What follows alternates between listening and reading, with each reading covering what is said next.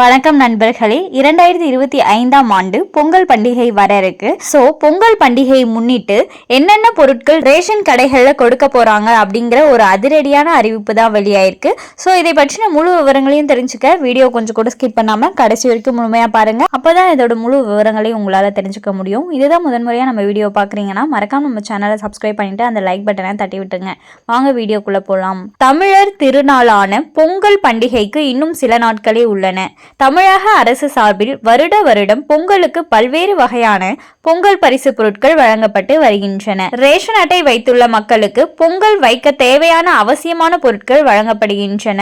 அந்த வகையில் வரும் ஜனவரி 2025ஆம் ஆண்டிற்கான தை பொங்கலுக்கான பரிசு தொகுப்புகள் வழங்க அரசு தயாராக உள்ளது. தற்போது இதற்கான முக்கிய அப்டேட் வெளியாகியுள்ளது.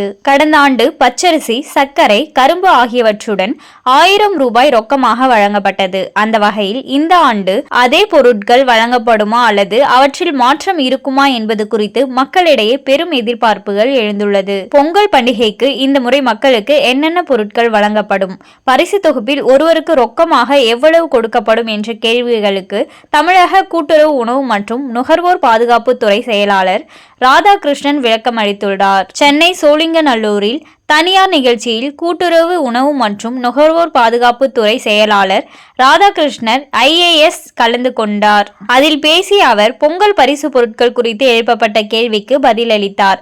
அதில் முதல்வர் அறிவிக்கக்கூடிய பொங்கல் தொகுப்பை வரும் வாரத்தில் முதல்வர் அறிவிப்பார் என்று கூறியுள்ளார். அதேபோல் கரும்பு கொள்முதல் தொடர்பாக வேளாண் துறையுடன் சேர்ந்து அனைத்து ஏற்பாடும் மேற்கொண்டு வருவதாகவும் கூடுதல் பொருட்கள் என்பது கொள்கை ரீதியான முடிவுதான் என்று அமைச்சர் ஏற்கனவே கூறிவிட்டதாகவும் முதல்வர் அறிவிக்கக்கூடிய அறிவிப்புகளை நாங்கள் முன்கூட்டியே அறிவிக்க கூடாது என்று கூறியுள்ளார். தமிழகத்தில் 35,000 ரேஷன் கடைகள் உள்ளதாகவும் அதில் தான் எப்போதும் கூட்டுறவு மற்றும் உணவுத்துறையில் முழு வீச்சில் கவனம் செலுத்துவதாகவும் முதல்வர் சொல்வது போல் உணவை ரேஷன் கடைகள் மூலம் கொடுப்பது மட்டும் நமது பணி அல்ல, அதனை பாதுகாப்பதும் நமது பணி என்ற வகையில் தமிழ்நாடு நகர்ந்து கொண்டு இருக்கிறது என்று தெரிவித்துள்ளார். தேசிய உணவு பாதுகாப்பு திட்டம் என்ற மத்திய அரசு திட்டத்தை முழுமையாக செயல்படுத்துகிறோம் என்றும் இதில் 1.14 கோடி பேர் பயன்பெறுகின்றனர் என்றும் கூறியுள்ளார். மேலும் 1.04 கோடி பேருக்கு இலவச அரிசி, 1 கிலோ பருப்பு, சர்க்கரை எல்லாம் வழங்குவதாகவும் தெரிவித்துள்ளார். உணவு பாதுகாப்பு துறையில் ஸ்பெஷல் PDS என்பது தமிழ்நாட்டில் மட்டும்தான் உள்ளது. தமிழகத்தில் தற்போது 2.25 கோடி ரேஷன் கார்டுகள் உள்ளதாகவும் அதில் 1.54 கோடி புதிய கார்டுகள் வழங்கப்பட்டுள்ளதாகவும் தெரிவித்துள்ளார். மேலும் இது போன்ற அரசாங்கம் சார்ந்த அனைத்து அப்டேட்களையும் உடனுக்குடனே தெரிஞ்சுக்கணும்னு நினச்சிங்கன்னா மறக்காம நம்ம சேனலை சப்ஸ்கிரைப் பண்ணி பக்கத்தில் இருக்க பெல் ஐக்கானை கிளிக் பண்ணி அதில் ஆளுங்கிற ஆப்ஷனை செட் பண்ணி வச்சுக்கோங்க. அப்போ தான் நம்ம அப்லோட் பண்ணுற வீடியோ உடனுக்குடனே உங்களுக்கு நோட்டிஃபிகேஷனாக வந்து சேரும்.